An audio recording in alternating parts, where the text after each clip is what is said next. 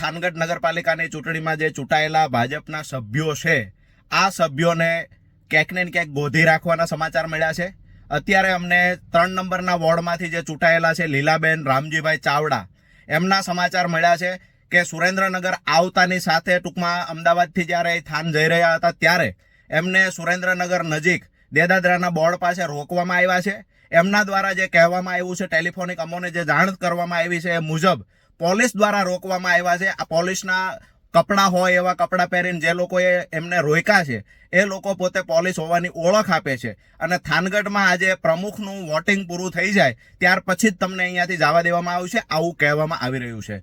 તો ખરેખર ચૂંટણી અધિકારીને પણ નમ્ર વિનંતી કરીએ છીએ, આ લોકશાહીની હત્યા જો કોઈ સત્તા પક્ષ કરવા માંગતું હોય તો બિલકુલ થવી ના જોઈએ. થાનગઢની જનતાએ જે સભ્યો પર વિશ્વાસ મૂક્યો છે એ સભ્યોની સ્વતંત્રતા છીનવવાનું જો કોઈ કામ કરતું હોય તો બિલકુલ સાખી ન લેવાય, ચાહે કોઈ પણ પાર્ટીનો આગેવાન હોય, કોઈ પણ પાર્ટીનો ચૂંટાયેલો નેતા હોય.